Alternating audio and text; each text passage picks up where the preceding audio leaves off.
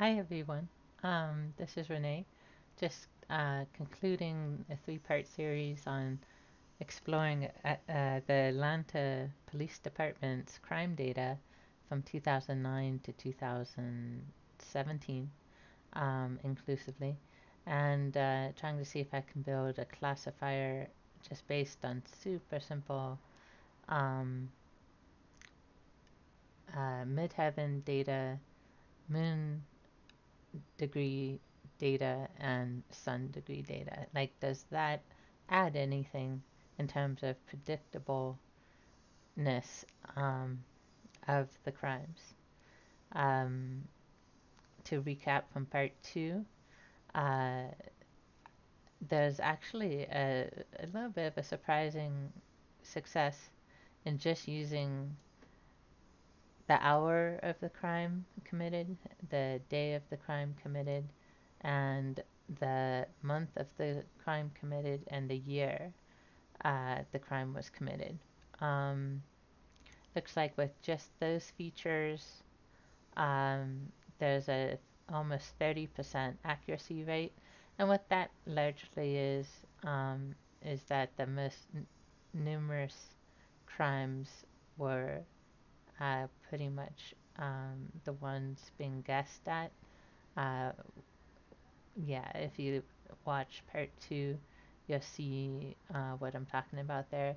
The idea is that imagine some precinct captain who is in his or her office, and they receive a phone call that there's a new crime. All they don't know yet where in town in Atlanta the crime was committed. They just know the day, the hour, the year, and the month. And based on that, how successful can the precinct captain be in guessing uh, what type of crime is being committed? Well, if he or she just guesses the most numerous ones, namely the 511 coded crime and the 640 coded crime, those are the most numerous. For instance, 640 happened 20,786 times in those 8 years. So, how accurate is that? That's pretty accurate. It's close to 30%. So, what I want to present to the precinct captain is that this idea of adding on three more data points, namely the midheaven degree, the sun degree, the moon degree, how successful or more successful can that precinct captain be in his or her predictions. And so I wanted to compare the results, which I'll give to you for that. But I wanted to compare it not just to this 30% accuracy, but also three random values. Like if we just give any random value between 0 and 360, um, per crime, and then try to feed that into the classifier model. Here, decision trees method. Um, it actually becomes surprisingly a bit more successful. It becomes 31% successful, the precinct captain model of things. And I think that's due to forcing a different method. I believe up here, yeah, is naive Bayes method as considered the most accurate method. And here, with the three extra random values, a decision tree system was employed. And you can see this starting to be a third sort of crime that is starting to be considered, and probably due to that, there's a slight increase from 30% to 31% accuracy. Okay, so that's actually pretty good. But what about adding in the astronomical data? Let me show you what happened. Um, la la la.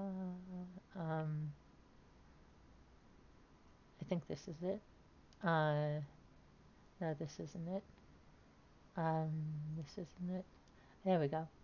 The accuracy is still um, limited to just two crime types, the 511 crime type and the 640, but the accuracy has gone up slightly to 32%. 32%, and the uncertainty is pretty low. It's uh, it's 0.2%, 0.2%. So 32% plus or minus 0.2%, and so that's a slight uptick in predictability just based on super simple midheaven degree, sun degree, and moon degree out of 360. But doing this study has kind of raised more questions for me than it uh, has answered. Um, a few thoughts here. One is that the built-in astronomical features in Mathematica are ridiculously unpleasant to use. Um, yeah, like it took days, and by the end, I just gave it up and like learned Python enough to use the PyEfem ephemeris um, import, and I got it that way within 10 minutes. I think under 2 minutes.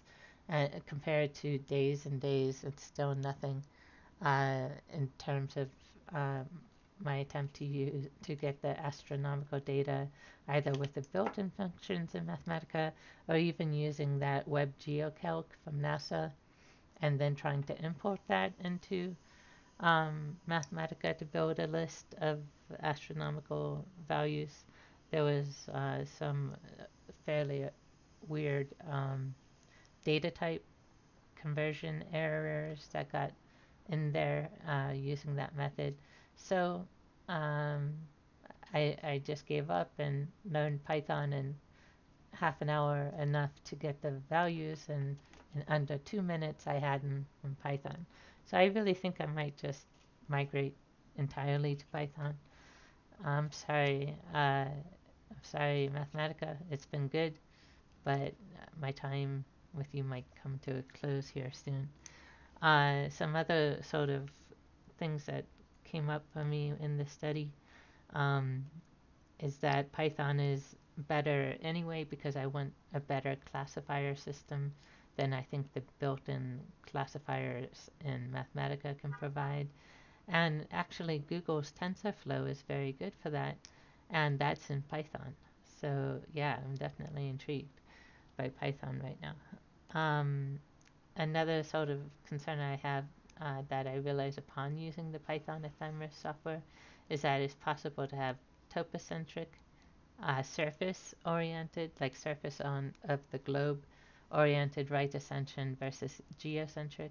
I believe that astrology people use geocentric, but um, maybe we should use topocentric. It would, through parallax, add or subtract about 2/10 of a degree from the values. Um, Maybe more for the moon than the sun, due to the closer in that the moon is compared to the sun, etc., etc. You know, these are questions that I think are worth experimentation to test the answers to.